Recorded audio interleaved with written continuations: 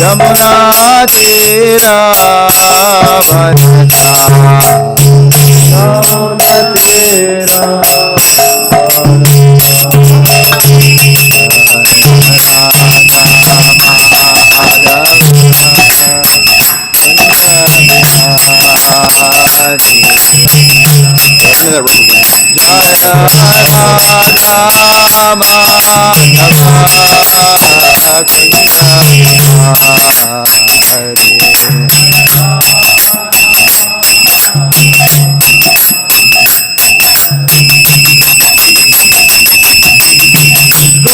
जन वल्लभ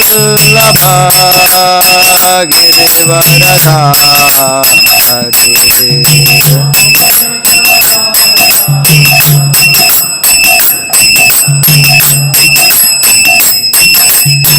गोपी जन वल्लभ गिरिवरधारी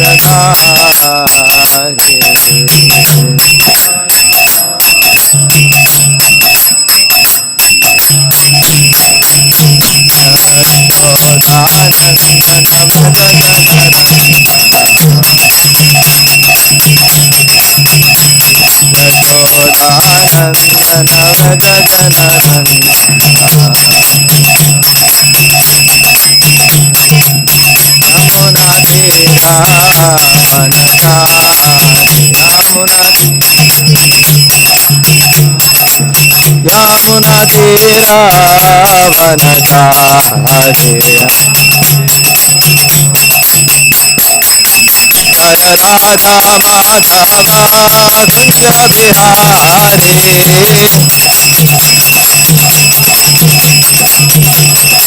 जय राधा माधवा कुंज बिहारी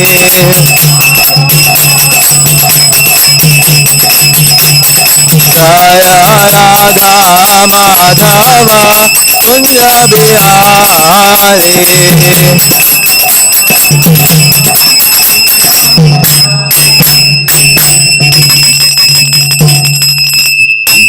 जय ओम विष्णुपाद परमहंस परिव्राजकाचार्य अष्टोत्तर सुत श्री श्रीमद अभय चरणारविंद भक्ति वेदांत स्वामी श्रील प्रभुपाद की जय।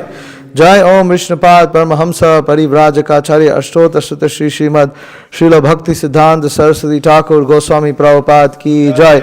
अनंत कोटि वैष्णव वृंद की जय। नामाचार्य श्रील हरिदास ठाकुर की जय।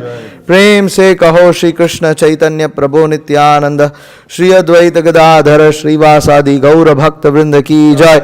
श्री श्री राधा कृष्ण गोप गोपी गौ श्याम कुंड राधा कुंड गिरि गोवर्धन की जय। वृंदावन धाम की जय। मथुरा धाम की जय।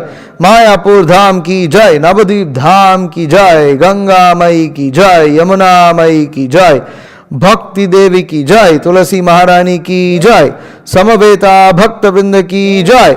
गौर प्रेमानंदे हरि हरि बोल। All glories to the assembled devotees. Hare Krishna. All glories to the assembled devotees. Hare Krishna. All glories to the assembled devotees. Hare Krishna. All glories to Sri Guru and Sri Gauranga. All glories to Srila Prabhupada. Nama Om Vishnu Padaya Krishna Prishtaya Bhutale Srimate Bhakti Vikas Swaminiti Namane. Nama Om Vishnu Padaya Krishna Prishtaya Bhutale Srimate Bhakti Vedanta Swaminiti Namane. नमस्ते सारस्वते देवे गौरवाणी प्रचारिणे निर्विशेष शून्यवादी पाश्चात्य देश तारिणे जय श्री कृष्ण चैतन्य प्रभु नित्यानंद श्री अद्वैत गदाधर श्रीवासादि गौर भक्त वृंदा। हरे कृष्णा कृष्ण कृष्ण हरे हरे हरे राम राम राम हरे हरे। ओम नमो भगवते वासुदेवाय। ओम नमो भगवते वासुदेवाय। ओम नमो भगवते वासुदेवाय।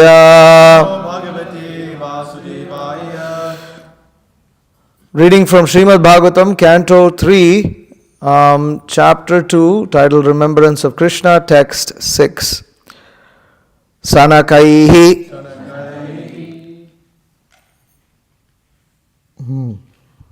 There's a typo here. Okay. Shanakaihi Bhagavat Lokat नृलोकम पुनः आगतः विमृज्य नेत्रे विदुरम प्रीत्या आह उद्धवः उत्स्मयन्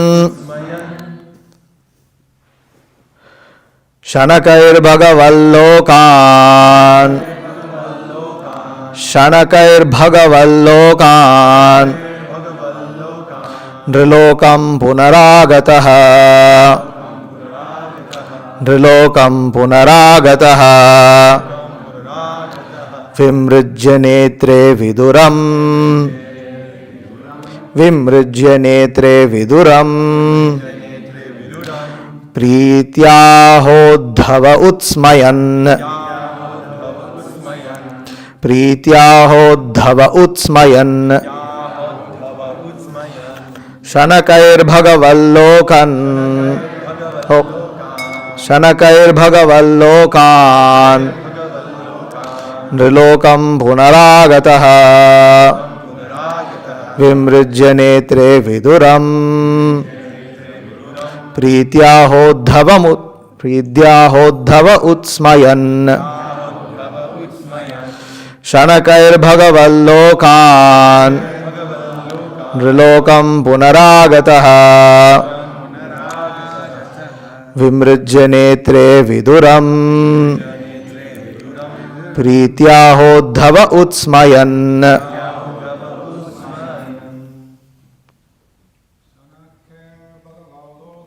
शनकैर्भगवल्लोकान् नृलोकं पुनरागतः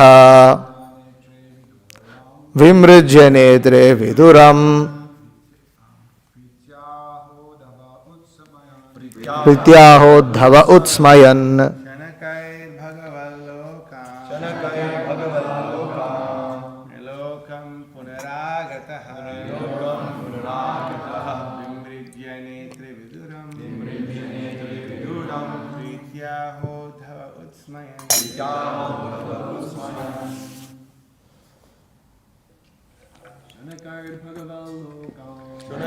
शनकैर्भगवल्लोकान्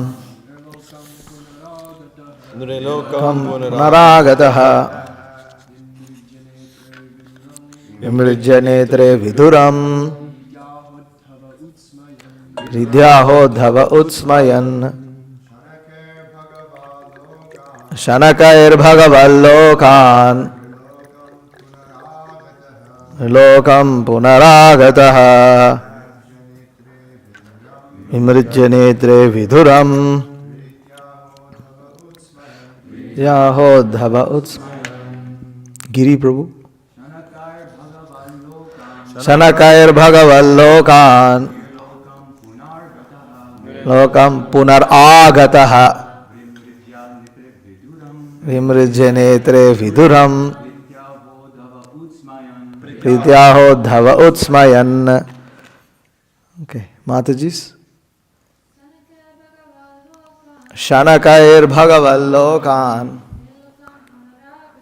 नृलोकं पुनरागतः विमृज्य नेत्रे विदुरम्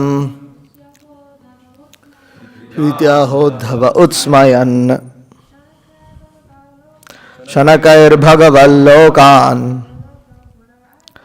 नृलोकं पुनरागतः विमृज्य नेत्रे विदुरम् प्रीत्याहोद्धव उत्स्मयन् शनकैर्भगवल्लोकान्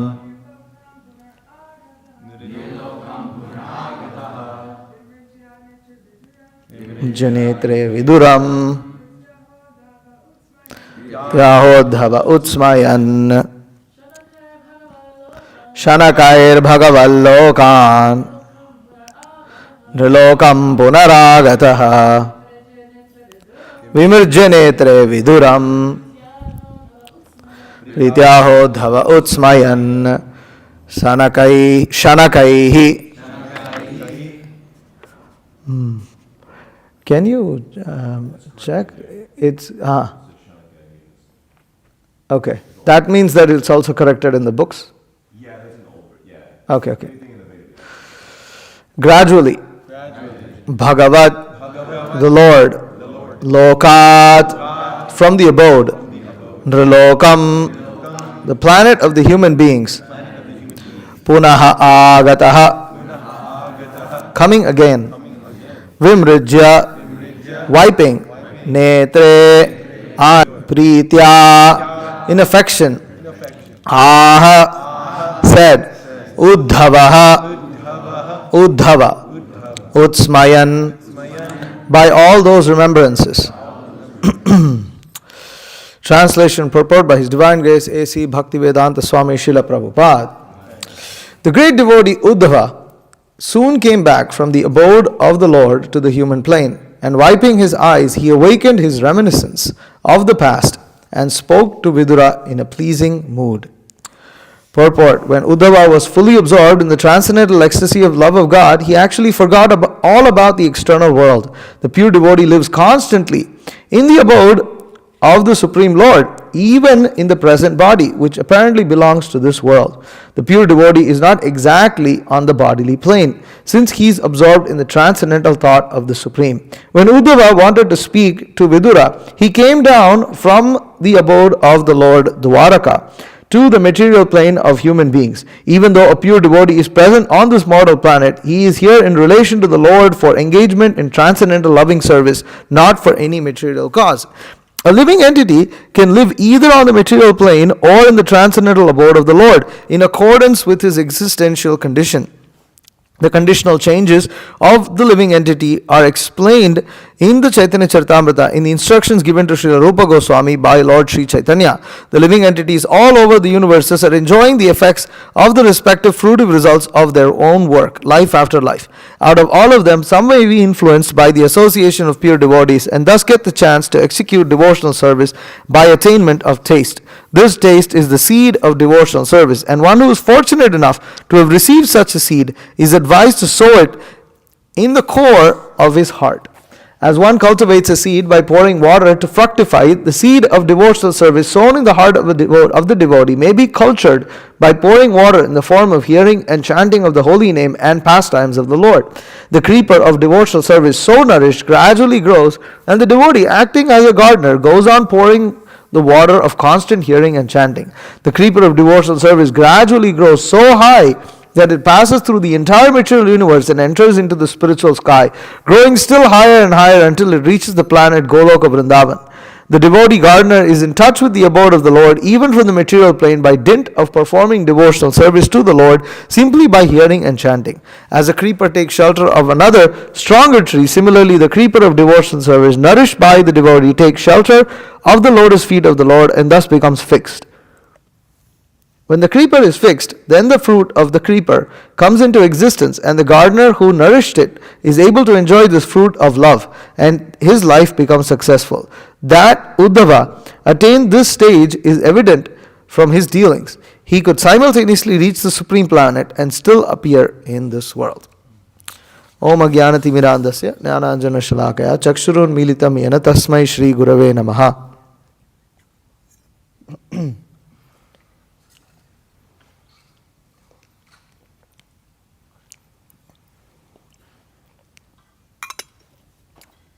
Shri Chaitanya Manobhishtam Stapitam Yena Bhutale Swayam Rupa Kadamahyam Dadati Swapadantikam Vandeham Shri Guru Shri Utaf Padakamalam Shri Gurun Vaishnavamscha Shri Rupam Sagajatam Sahagana Raghunathanvitam Tam Sajivam Sadvaitam Savadhutam Parijana Sahitam Krishna Chaitanya Devam Shri Radha Krishna Padan Sahagana Lalita Shri Vishakhanvitamscha He Krishna Karuna Sindho Dina Bandho Jagatpate Gopesha Gopika Kanta Radha Kanta Namostute Tapta Kanchana Gaurangi Radhe Vrindavaneshwari Vrishabhanu Sute Devi Pranamami Hari Priye Vancha Kalpatarubhyascha Kripasindabhya Vacha Patitanam Pavanebhyo Vaishnavebhyo Namo Namaha.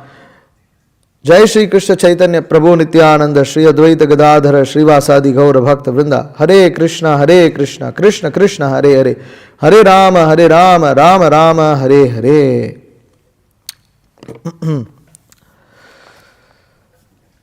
Shri Chaitanya Prabhu Mande Balopi Yatad Anugraha Tarena Namata Graha Vyaptam Siddhanta Sagaram Ajanulambita bhujau kanakavadhatau sankirtanaika pitarau kamalayatakshav vishwambarau dvijavarau yugadharma palau vande jagat priyakarau karunavatarau. Shanakair bhagaval lokan nrilokam punaragataha vimrujya netre viduram pitya hodhava utsmayan. The great devotee Uddhava soon came back from the abode of the Lord to the human plane, and wiping his eyes, he awakened his reminiscence of the past and spoke to Vidura in a pleasing mood.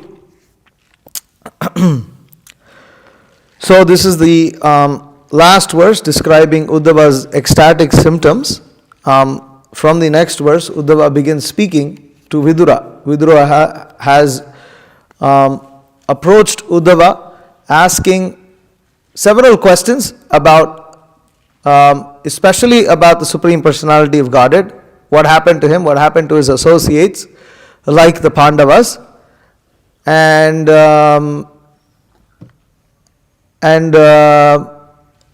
Uddhava, hearing these questions by Vidura, becomes stunned in ecstasy. He also exhibits all the ecstatic symptoms such as crying, shivering, perspiration. What else is described here? Transcendental bodily changes. He remained silent. His body did not move. So like this. And he was trying to wipe tears of separation from his eyes.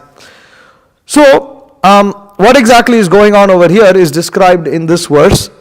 The great devotee Uddhava soon came back from the abode of the Supreme Lord. It's very interesting that punar agataha, from Bhagavat Lokan Nrilokam punar agataha. Bhagavat Lokan Nrilokam punar agataha. And this is very interesting because physically Uddhava is present in front of Vidura. He is not in some other planet. And the word literally used here is planet. It's Bhagavat Lokan Nrilokam. So that he came back from the abode of the Supreme Lord. As Srila Prabhupada describes here in this purport, that pure devotees always reside in the spiritual world and they descend to this material world for executing the mission of the Supreme Personality of Godhead. That they are only here to execute the mission of the Supreme Lord. Why do they do so? Pritya. Pritya means affection. Pritya hodhava utsmayan. So, that Pritya in affection. That Uddhava descended back to the material world to speak to Vidura. Why? Out of affection for Vidura. So, we can see here that pure devotees, of course, Vidura is also a pure devotee here, but is playing the role of a disciple. He is playing the role of a disciple who is inquiring from his spiritual master Uddhava. And Uddhava, what he's going to basically is going to speak briefly about the Supreme Personality of Godhead, but is then going to say that I cannot speak anymore. I need to go to Badrikashram. You please take shelter of Maitreya. And Maitreya becomes, in this case, Maitreya becomes Vidura's spiritual master and speaks the Srimad Bhagavatam to him. So, similarly, the Guru, although he is very happy, the spiritual master is extremely happy executing his service to Lord Krishna and doesn't feel any lacking in the material sense, just like a conditioned soul. Out of affection for the disciples, out of affection for the conditioned souls, they descend to this material world to speak to us, to associate with us, to interact with us.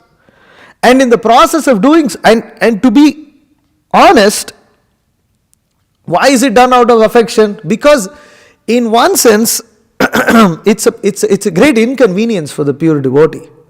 It's an inconvenience to come to this material world.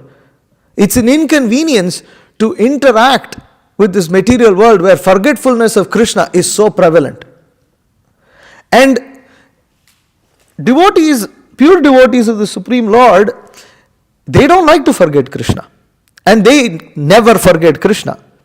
They don't like to see living entities forgetful of Krishna. And so it is out of affection for them to remind them about the Supreme Personality of Godhead that they descend to this material world.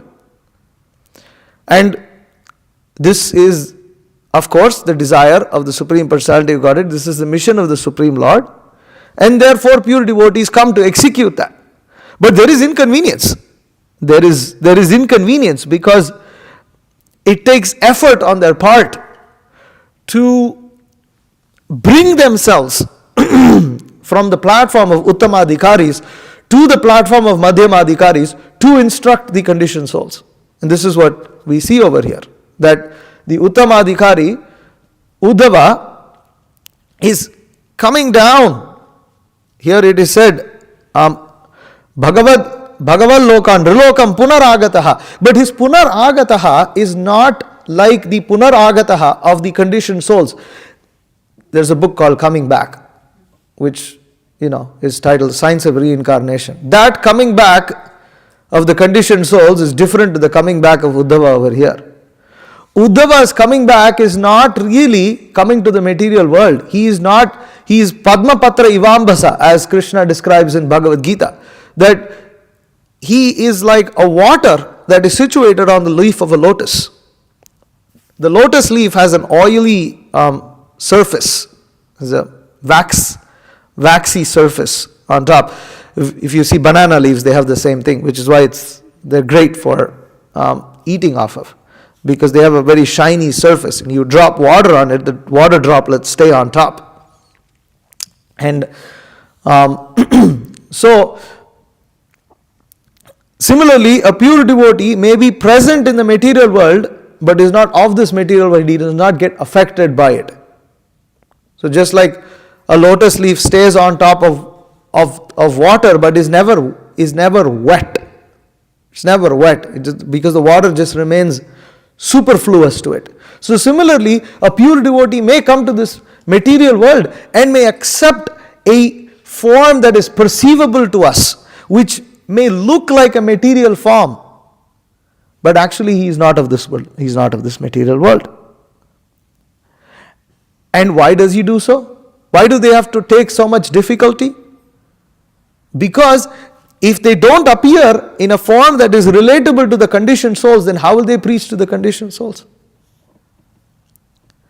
The conditioned souls, they can preach, but the conditioned souls are less likely to accept that, they can practice Krishna consciousness. A pure devotee can practice Krishna consciousness because he doesn't experience the miseries of disease, old age, etc., etc., etc. For us, it's very difficult.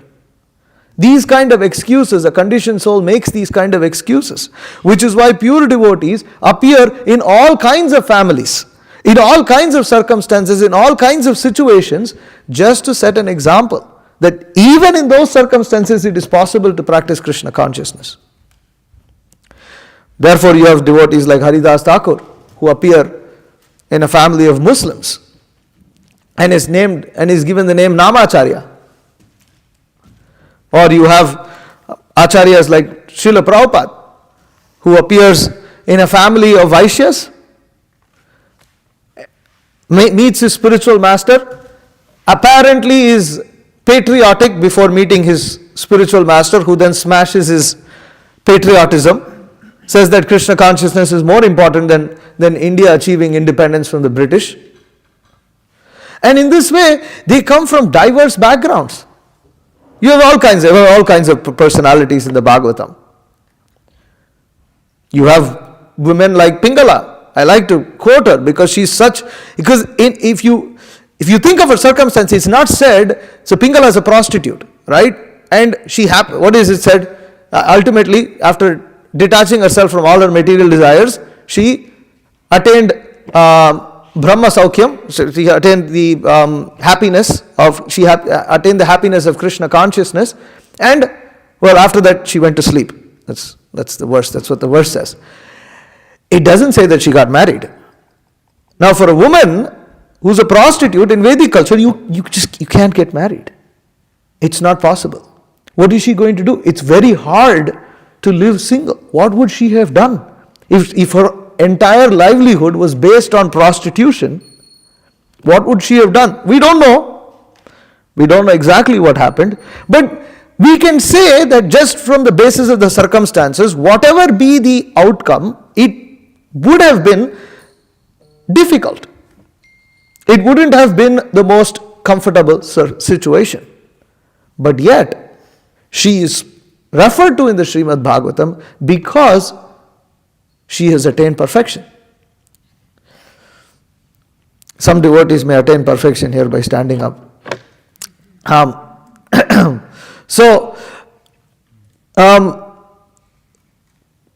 It's not that practice of devotional service is without difficulties. Practice of devotional service is with difficulties, and it has to be executed in spite of all difficulties, in spite of all material circumstances, and the acharyas come to show that. Pure devotees come to show that. And why do they do that? Out of affection.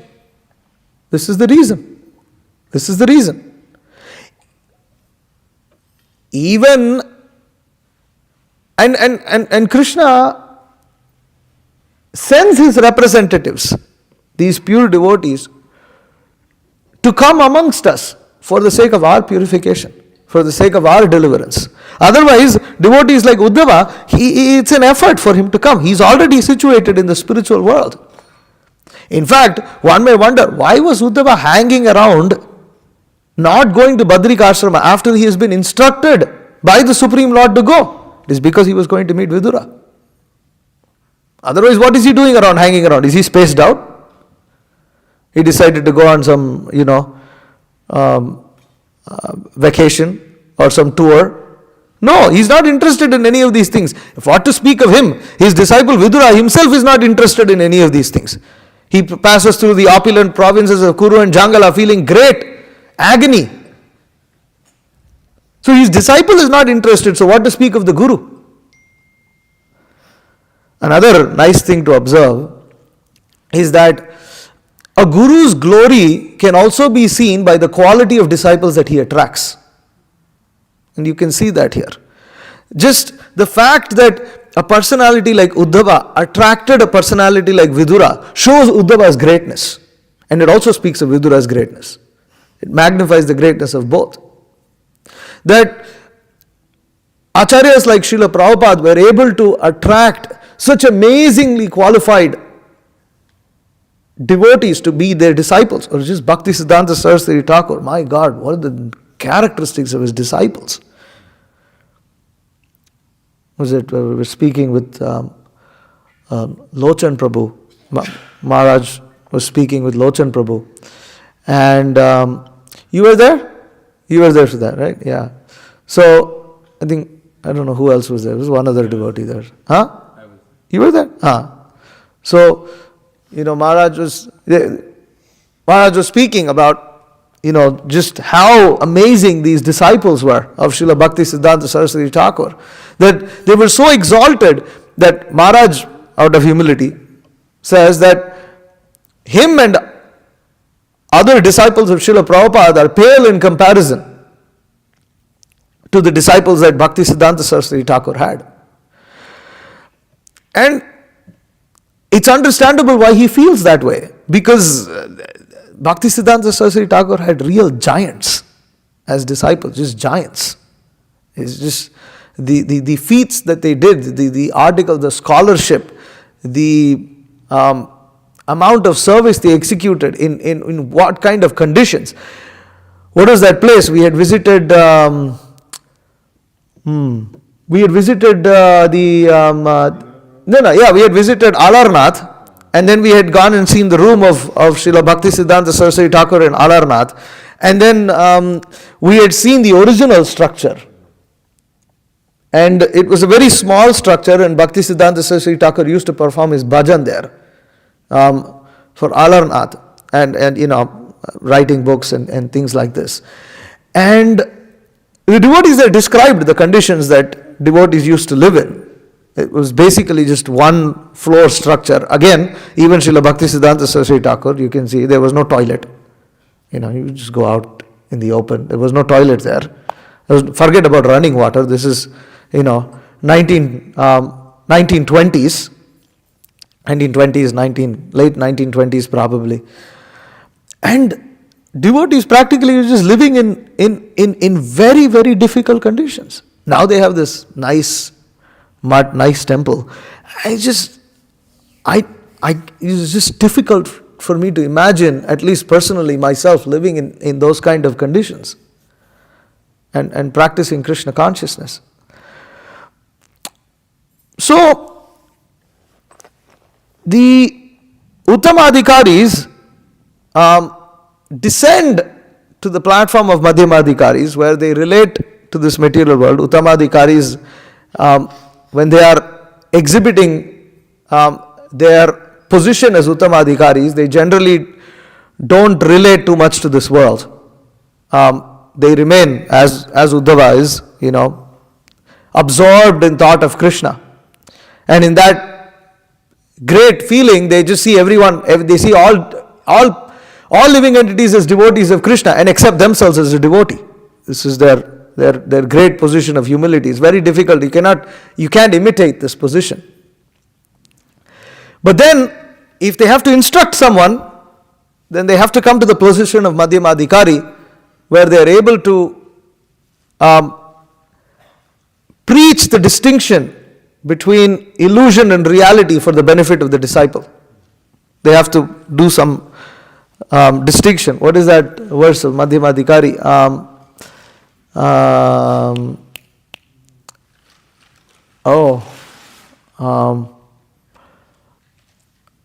What is the verse of Madhyamadhikari? Well, he has prema maitri kripa peksha yak karosti samadhyama. That's the last two lines of it. Yak karoti samadhyama. Anyways, I can't remember. So that's again, this is found in Chaitanya Charitamrita. Okay, so Ishvare tad adidnyeshu balisheshu dvishatshu cha prema maitri kipopeksha yak karoti samadhyama. So he exhibits great attachment to the Supreme Personality of Godhead. Ishvare tad adineshu balisheshu dvishatshu cha, and he avoids the association of the envious. He takes the association of those who are devotees. He avoids the association of the envious. Prema maitri kripa peksha, and he is merciful to the innocent. Yak karoti samadhyama. This is Madhyamadhikari. So, here Srila Prabhupada continues to explain that the conditional changes of the living entity, beginning with the verse that Chaitanya Charitamrita, Sri Chaitanya Mahaprabhu stated to Srila Rupa Goswami, Brahmande Brahmite Kono Bhagyavan Jeev Guru Krishna Prasade Pai Bhakti Lata Bij, that the seed of devotional service is obtained by a living entity after millions of lifetimes, by the fortunate living entity, after coming in contact with the mercy of Guru and Krishna, of a bona fide spiritual master and Krishna. And before that, the living entity is engaged in fruitive activities. So the living entity, if he has to accept the seed of devotional service, here as Srila Prabhupada writes here, out of all of them, some may be influenced by the association of pure devotees and thus get a chance to execute devotional service by attainment of taste.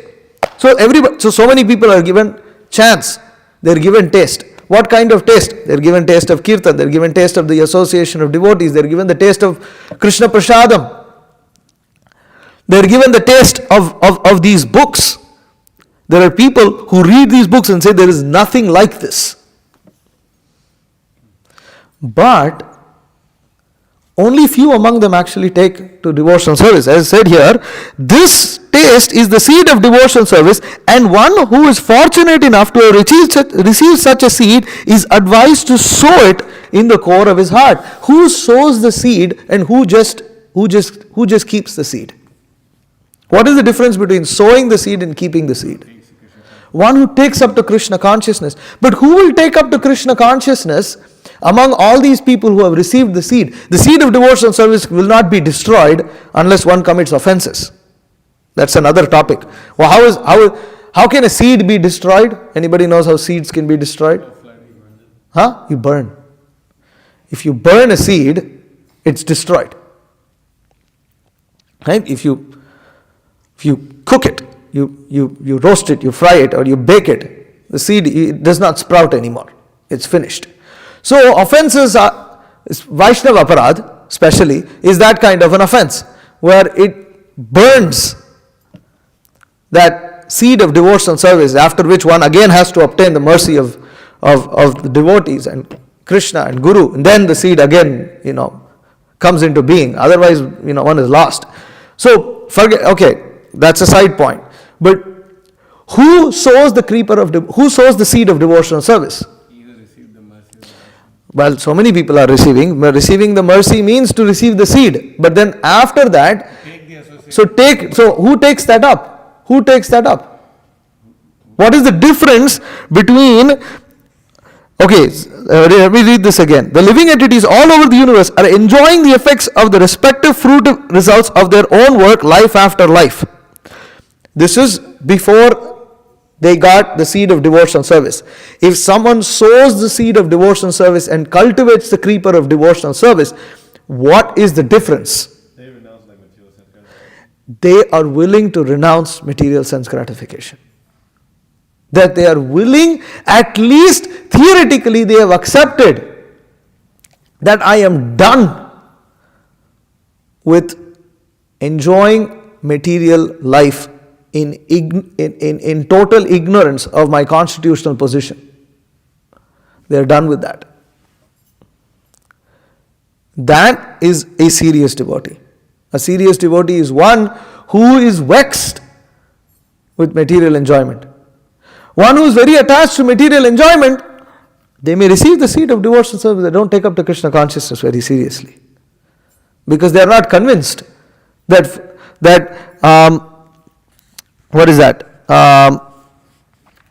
enjoying the effects of the respective fruitive results of their own work is something problematic.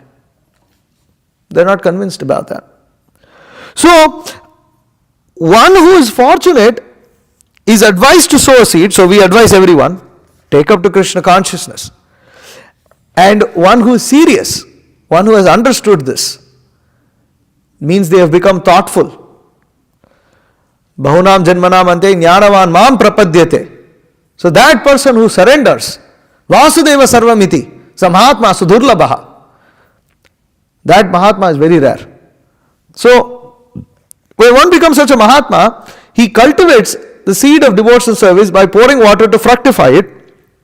The seed of devotional service is sown in the heart of the devotee, may be cultured by pouring water in the form of hearing and chanting of the holy name and pastimes of the Lord. So, the creeper of devotional service is nourished by hearing and chanting.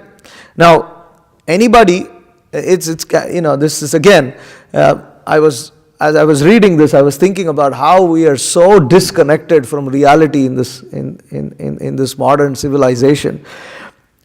Anybody who grows something understands that it's important not to just pour water, but that one has to make sure that the soil conditions are right, that the soil has to be fertile, the temperature outside, the weather conditions have to be ideal, and one has to be very careful of pests and weeds, because these can all destroy the creeper of devotional service, or any plant for that matter. And so there is actually a lot of care involved in this regard. It's not just hearing and chanting. Now, we live in a civilization where we don't like to care about these things. What we want to do is want to walk into a supermarket and buy the banana that looks picture perfect. That's Maharaj was mentioning, at several times he mentioned Trader Joe's, and he asked me like 3-4 times. It's like, you get flowers like this for free. And I was like, yes, Guru Maharaj. He's like, why? And I was like, don't you see that small thing? And I just showed him like, one small part of the flower would be little brown on the edge. I said, that's the reason why this has been given away. And we use it for 2 days straight, and it looks fine, but they won't keep it. This is the culture we live in, where we push a button, we get everything that looks perfect. The bananas in the shelf are supposed to look exactly like this game that everybody plays with bananas and watermelons and things like whatever that game is called. Fruit punch? Fruit ninja, something like this. Okay. So fruit ninja, and the banana looks like this yellow, nice banana. And when you go to the store, your banana has to look exactly like that. This is the crazy impression that people have.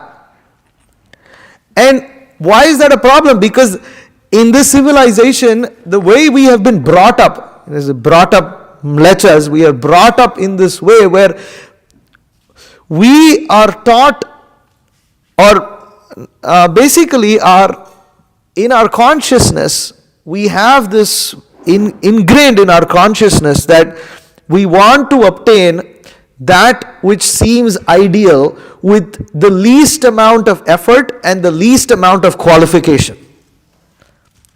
I don't need to have any qualification, I don't need to put any effort, but I want something that looks perfect. I want a perfect fruit, I want a perfect car, I want a perfect wife, I want a perfect house, I want the perfect job. I want all these things perfect, and when I come to devotional service also I expect all these perfections. Whether I need to work for that, whether I'm qualified for that, doesn't matter. Because I'm not used to working.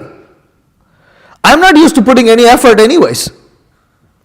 I expect that if I push a few buttons over here, this thing has got to do exactly what I want it to do.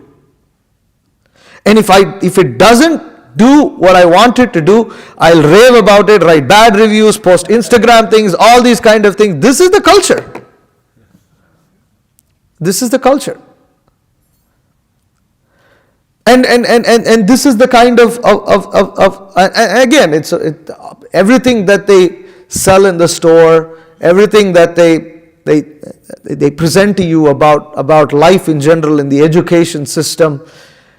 It's all laced with this illusion of perfection without the Supreme Personality of Godhead being present. What is that? The desire to have Ram Rajya without Ram. They want the perfect president. The perfect president. This is election season. They go on and on about this nonsense. The perfect democracy, the perfect, but they don't think what is the qualification for someone to be the leader of the country. What is the qualification for someone to vote? What is the qualification for me to open my damn mouth and give my damn opinion? I don't give a fig about that. So,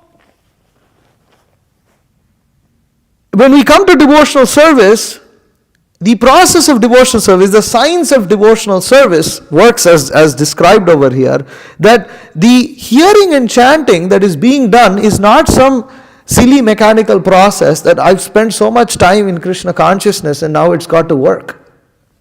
It won't work unless we put in work. It really hit me when Maharaj said that in the class. I can't quote him verbatim, but maybe he said, work doesn't get done by not doing it.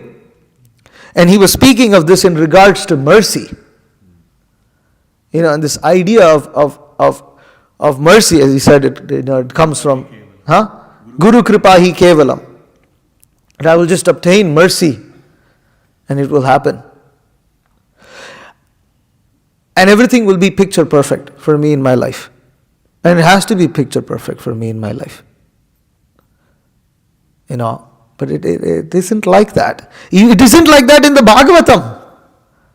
The personalities in the Bhagavatam aren't like that. They didn't have that kind of a life. Look, what mistake did Ambarish Maharaj do? Nothing. Nothing. Ambarish Maharaj's description is maybe the description of a perfect devotee. Just completely perfect. Whatever he speaks, he's glorifying Krishna. His legs are used to walk to the temple. His hands are used in serving the Supreme Personality of Godhead and embracing, other devotees. His eyes are used in seeing the beautiful form of the Supreme Personality of God. Can we do this for one day? I don't know, I can't. But he did it for his whole life. What could go wrong? How could something go wrong? Well, it can. But the devotee who is careful in hearing and chanting does that hearing and chanting in relation to the position of Krishna consciousness they are in. And how do they know what position of Krishna consciousness they are in? By the mercy of the spiritual master, because the spiritual master gives them instructions. You are like this is what you got to work on. And that's what we need to hear. That's what we need to hear. I may want to hear about something that is not relevant to me. Something that is not relevant to my advancement of Krishna consciousness. I may want to hear, pastimes of the Supreme Lord in Vrindavan, like this, like that. Or I may want to hear some glorification of myself. Oh, how wonderful I am performing devotional service. But these are not things that we should be hearing. We should be hearing. So for instance, the hearing and chanting that is performed of someone who is in the stage of anartha nivritti is primarily directed towards them overcoming those anarthas. Primarily, there is taste. There is attachment to devotional service. If that is not there, one will not be practicing Krishna consciousness. There is some taste. There is some taste to chant Hare Krishna. Otherwise, why will we be chanting 16 rounds every single day? It's not possible. And when we don't chant, we feel it. But this grows. It grows as one hears and cultivates. One hears Krishna Katha in accordance with the guidance of the spiritual master. And that has to be done in accordance to one's position. One may want to read so many books. There's so many literature. There's literature. Read. But are you hearing that which is relevant to your Krishna consciousness? Are you willing to hear that? When another devotee talks about that, are you willing to hear it? That's a very important thing to understand. Otherwise, that hearing and chanting doesn't help the creeper of devotional service to grow. It stunts the growth because some conditions are not right. So this is extremely important, and generally the stage that, as I said, especially the anartha nivritti stage, when you want to grow something, it's great once, like right now, Avadhuta Chandra Prabhu is bringing like 100 pounds of vegetables from the garden. It's great. But to get to that 100 pounds of vegetables took how many months of work? Few months of work. And it doesn't look fancy. It doesn't look nice. It looks boring. Really boring. But it's not. One has to have that understanding. You want to stand up? So, it's nice when we have the fruit, but before we get the fruit, there is a lot of work that we need to put in, and most of that work is pretty unpleasant. And that's the stage of devotional service that most of us find ourselves in, where there is nectar, no doubt, otherwise we are not here, but there is things that we need to overcome. There's things that we need to face. And to face those things is the sign of someone who's sincere, is the sign of someone who really wants to go back home, back to God. It's the sign of someone who wants to get the fruit lush and at the appropriate time, meaning that not to unnecessarily delay. When the season is right, if you do it right, if you grow the plants right, you will get the vegetables when it's time for harvest. But if you delay, then just like if you miss an entire growing season, then you have to wait a full year. So if we miss the opportunity, the body we have is going to be, breathing and kicking around only for so many years. If we delay actually coming to the perfect platform unnecessarily, not that we are also trying to prematurely jump to a higher platform, but at the same time we are not unnecessarily delaying it because of our own hang-ups. If we don't do that, then it may take another lifetime. It's just like you have to wait another growing season, and if you wait another growing season, it's painful because you just have to wait. You have to wait. You have to go through the bad weather where you can't grow what you want to grow. And that bad weather can be compared to us having to be born. Okay, so when you're born, can you take up devotional service when you're 6 months? Maybe if you're born in devotee family, they will help you a little bit. But you yourself can't say, now I'm born, now where's my spiritual master, let me take Diksha, and that's it. I'm going to chant 16 rounds. No, it doesn't happen like that. We have to grow, and then we have to be reminded. Most of us probably have some kind of devotional service that we have performed in the past life. We don't remember that. But we wait. Just see how long it has taken for us to come to where we are right now. And a similar thing can happen if we are not going to go back to Godhead in this lifetime, achieve perfection. So, Prabhupada continues here, the creeper of devotional service grows so high that it passes the entire material universe, enters into the spiritual sky until it reaches the planet Goloka Vrindavan, and there it takes shelter of the lotus feet of the Supreme Lord.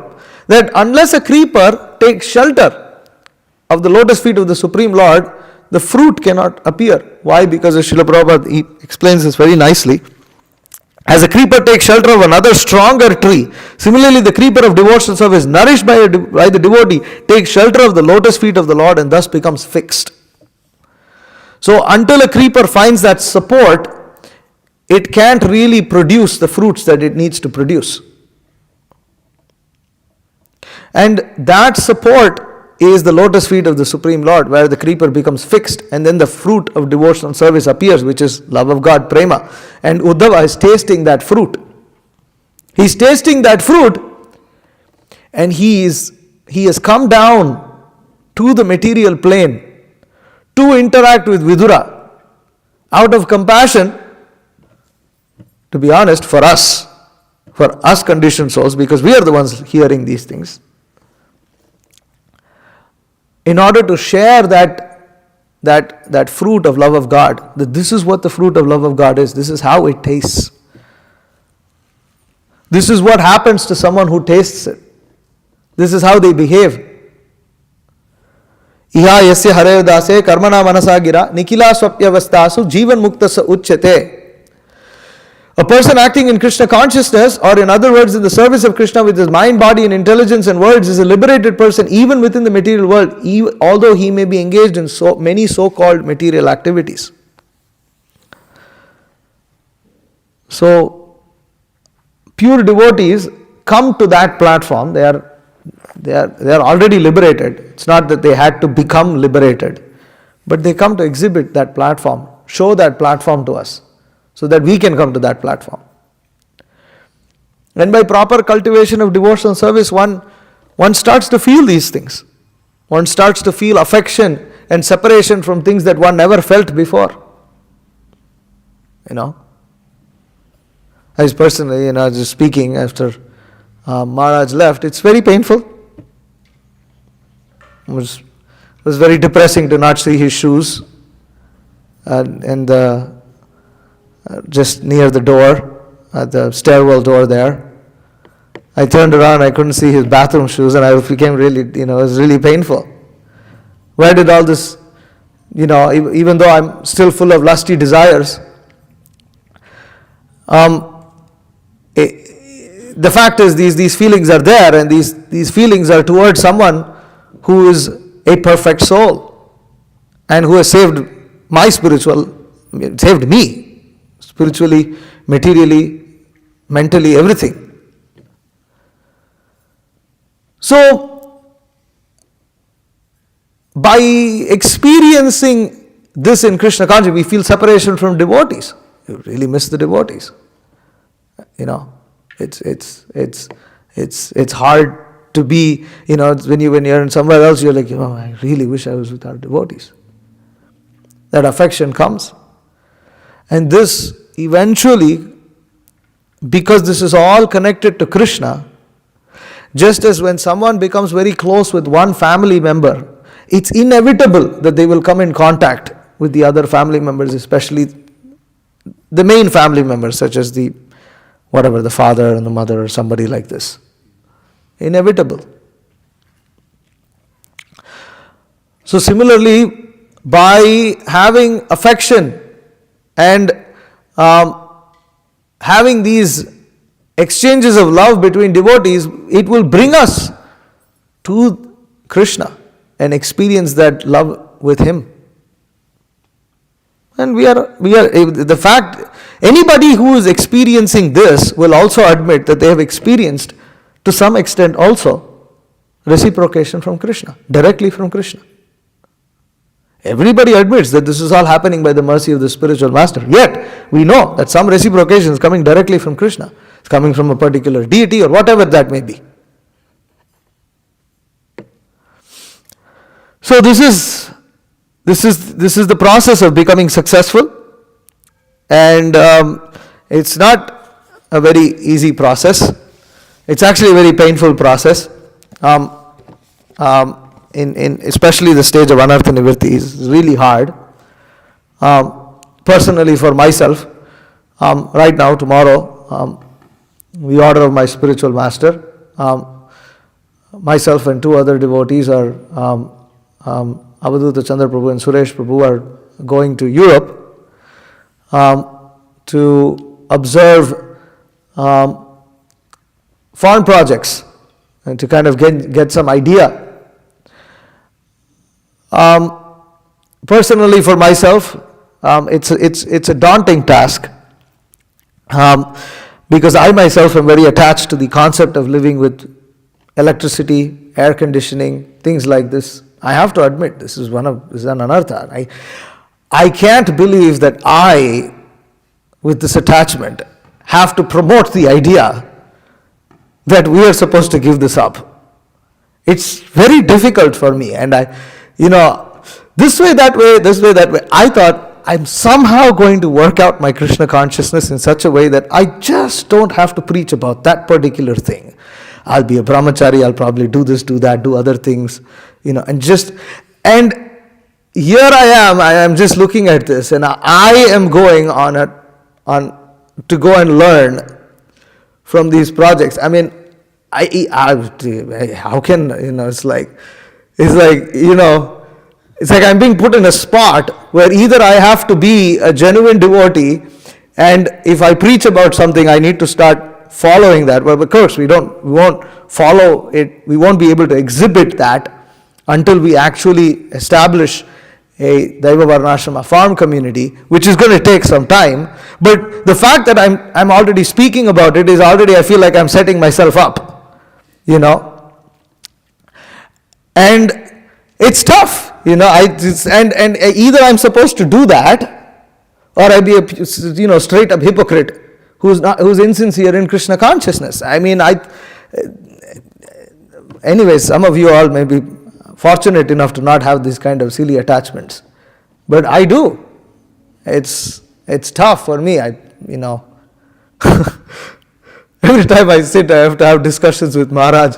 It's the hot room, you sweat. Anyways, I have to fan myself. I have to do different things, In some or the other, I could be doing something else, but no, here I am, supposed to be, coming up with schemes to make this work.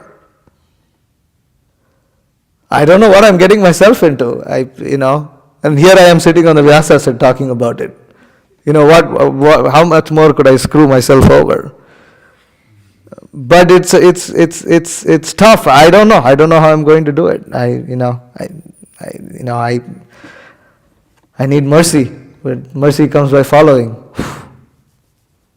Anyways, I have a lot of hang-ups in this regard, and I feel, my spiritual master is pushing me forcefully in this direction that I have to overcome these things. Anyways, but this is the process of devotion. This is what I need to hear. I need to hear this, that, I am not going to please my spiritual master if I do not sincerely fulfill his mandate to work towards the establishment of the Daiva Varnashrama, a farm community. Of course, by Mahotsav Prabhu's association, it's been possible to also do something.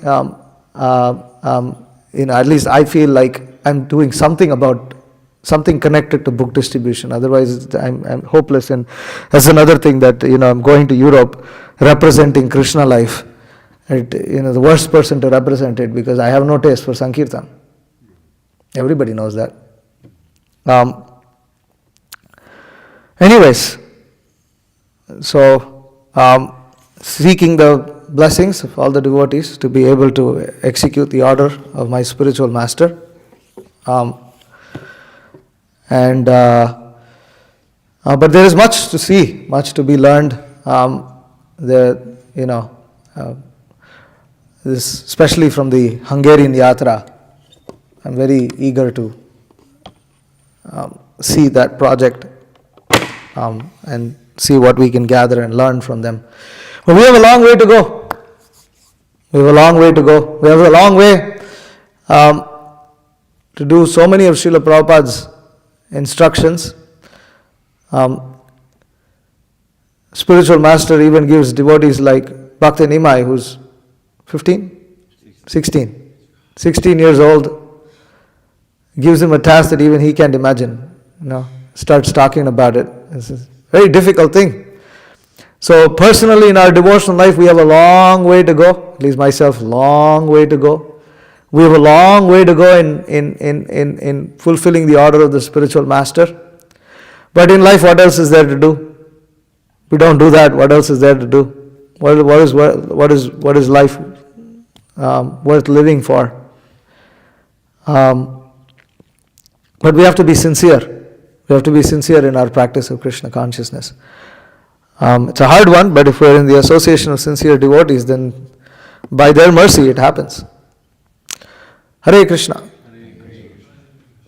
Any questions, comments?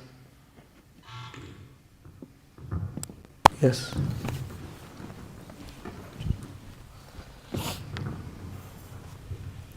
Visnu Citta Prabhu, you're speaking about anartha nivritti, overcoming the various obstacles on the path. And I'm wondering, I was thinking about this recently, how do you actually, because you're in a difficult situation and you want to ask for Krishna's help, but you feel unworthy to ask for that help because here I am and I'm asking for your help. I'm this insignificant jiva, I feel like I'm cutting in line or something, so how do you get over that mentality of feeling unworthy of that mercy, which is totally necessary? If we don't ask Krishna, who else are we going to ask? The thing is, I'll cite an example in this regard. A wife is meant to be respectful of her husband. at the same time, she should also be intimate. That a wife must have an intimate relationship with the husband. That similarly, a son has to be respectful to the father, yet there has to be intimacy also. It's not that respectfulness means that there is only distance. You can observe this in all kinds of Vedic relationships. Respectfulness is there. We don't want to, oh, Krishna is so great, I'm so insignificant. Spiritual master is so great, I'm so insignificant. All the devotees are so great, I'm so insignificant. Yet, if one feels so insignificant that one just wants to stay away from them and not seek their help, then where is the love? Now, where is the love? So,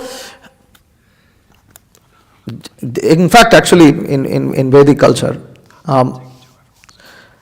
the wife is taught by her mother, by her older sisters. She is taught how to show affection to the husband. In fact, there are entire Vedic rituals that are done to train that. For instance, in a Vedic marriage ceremony, there's a little playfulness between the husband and wife. Anyways, what do? They roll coconuts with each other and towards each other. And, so there's one thing that happens in Brahmin families. This is Sri Vaishnava Brahmin families. I've seen this. They roll coconuts towards each other, and then suddenly either the husband or the wife will catch hold of the coconut, and the other has to somehow snatch it from them and grab it from them. It looks like something silly, but the point is it's done in front of all your relatives, and it's this big thing. It's super hyped, and everybody's cheering and this and that, and so it's and then what else do they do? For instance, the husband and the wife, the husband is carried on shoulders by the uncles. The uncles carry the husband, the bridegroom on their shoulders, and similarly the bride's brothers cousin brothers carry the bride on their shoulders, and then both of them have garlands, and they're supposed to come close to each other and somehow put a garland, and the other will back off and like this, and this is a whole thing that goes on. The reason this is all done, and why is this done, why is this traditionally done? It's meant to generate some intimacy. Otherwise, how will they relate to each other? So they're taught, okay, this is how you speak, this is how you do, this is how you become intimate. And this is there in all kinds of relationships. The older brother teaches the younger brother how to approach the father. How do you approach the father? How do you approach it? Oh, I have some problem. Okay, this is how you do it. This is when you go, this is how you go, this is what you say. Then he will show some affection.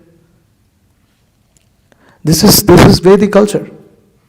So, one has to cultivate also intimacy. This is required. How are we going to have relationship with Krishna? Whatever rasa you may take, there is intimacy. Is there not? Otherwise, where is love? Respectfulness is there. Of course, in different relationships, the respect is different. But there is intimacy. Even in Dasya Rasa, there is intimacy. If they were not feeling intimate, why will they come and pray that I want to do service to Supreme Lord? They feel so insignificant. They feel, oh, everybody else is performing good service. What is the use of my service? They won't pray, well, Lord, please engage me in your service. If I cannot engage in your service, what is the use of my life? So this is there. That intimacy is very important. How do you overcome that? If we want to have a relationship, we must do it. See, why is this ritual there? Nowadays this ritual that they do in Brahmin marriage is irrelevant. Because there is that feeling, you see, the husband and wife, they are meeting for the first time in the marriage, traditionally. And many times they're about, the age gap, age difference tends to sometimes be about 6, 8, 10 years sometimes. The age difference. So there was these things in order to create that intimacy. Nowadays it's irrelevant because anyways, it's not required anymore. Nobody feels that shy anyways. That's true. Everybody is besharam, shameless. Yeah. So it's irrelevant. And now it just looks, anyways, they start playing cinema songs and music, and this is so mundane right now. It's just,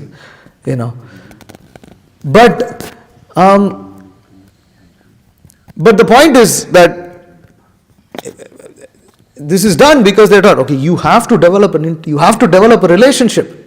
You have to develop a relationship, and then they're pushed. So similarly, we have to develop a relationship, and we are pushed.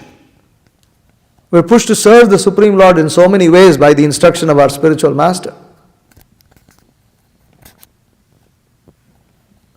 So, in this way, in multiple maybe we can go more into details, but that's the principle. Yes, Prabhu. That's the mic. This thing's not charged, huh? Okay. You can try. Go on, I can hear you. How you can hear? I will repeat if needed. Okay. So, this is from the Bhakti Siddhanta Vaibhava. Can you all hear? Is it audible? Okay. Srila Saraswati Thakur was solicitous for both the spiritual and physical welfare of his shishyas. Had he not been, few could have left their homes. For Indian families are traditionally tight-knit, and especially Bengali mothers are gushingly dotting and coddling to their sons. But Srila Saraswati Thakur was more affectionate than millions of mothers.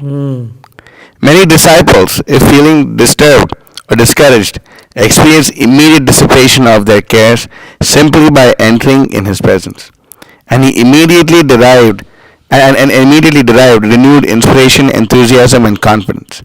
Sometimes when he noticed his shishyas looking pained or depressed, he would affectionately speak Krishna Katha to them and rid them of distress.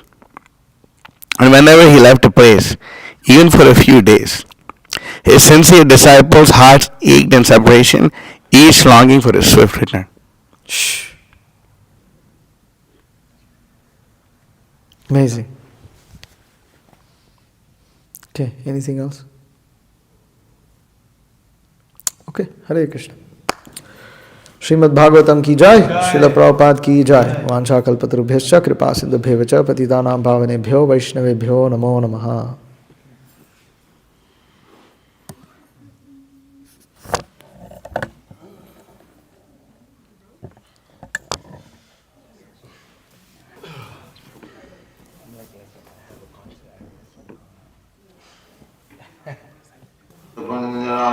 The verse was sung by King Kulasekha, a great king, and a great devotee. His songs